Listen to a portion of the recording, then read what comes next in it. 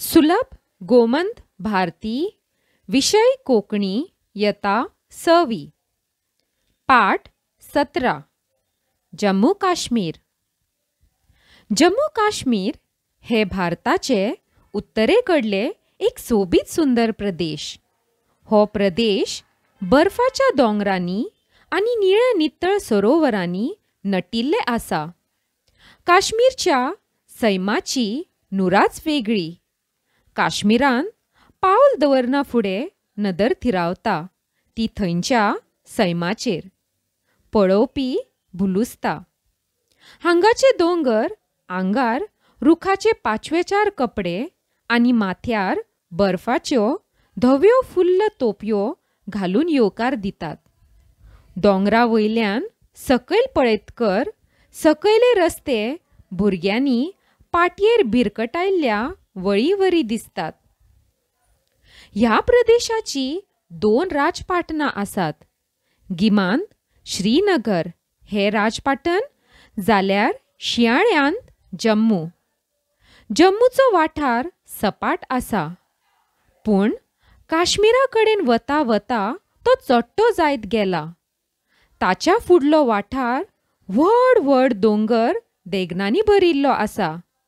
हातून ल्हान ल्हान मैदानी वाठार, आकांताळी खडपां, बर्फाच्यो न्हंयो आनी दाट रानां आसात. झेलम, सिंधू, तावी, चिनाब, रावी ह्यो ह्या प्रदेशांतल्यो महत्वाच्यो न्हंयो. जम्मू काश्मीर प्रदेशांत मुसलमान लोक चड आसात. हे भायर हिंदू, शीख, बौद्ध, किरिस्तांव आनी जैन धर्माचे लोकय हांगा रावतात. प्रदेशांतले चडशे लोक वाणकुळे तोपी, खोमीस, जाकेट आनी सदळ चुडीदार पिजाम घालतात. कांय जाण खांदार उपरणे घेतात आनी सोबीत फेटो बांदतात. बायलो सलवार कमीज घालतात आनी तकलेक रंगीत लेस बांदतात. हो जालो गांवगिऱ्या वाठारांतलो भेस. शारांतले दादले बायलो आर्विल्लो भेस करतात. हांगाच्यो महत्वाच्यो परबो म्हणल्यार लोकरी, वसंतोत्सव आनी वैशाखी. ते भायर महाशिवरात्र, चैत्री पाडवो आनी पौशांतली उमास ह्यो परबोय प्रदेशांत मनयतात.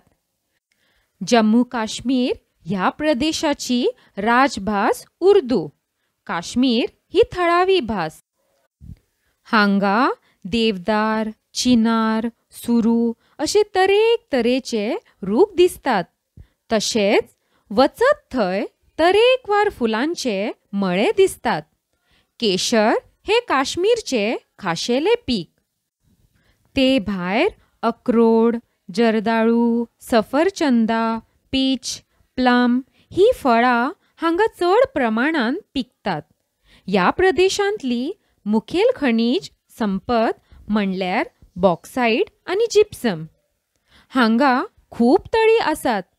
भोंवडेकारांक ह्या तळ्यांनी भोंवडपा खातीर बरी सजयल्ली ल्हान ल्हान व्हळी आसतात.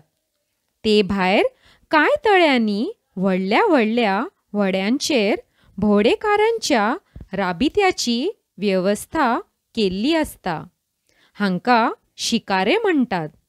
ह्या बोटींनी रावतकर सैमाच्या गोपांत राविल्ल्याचे समाधान मेळटा.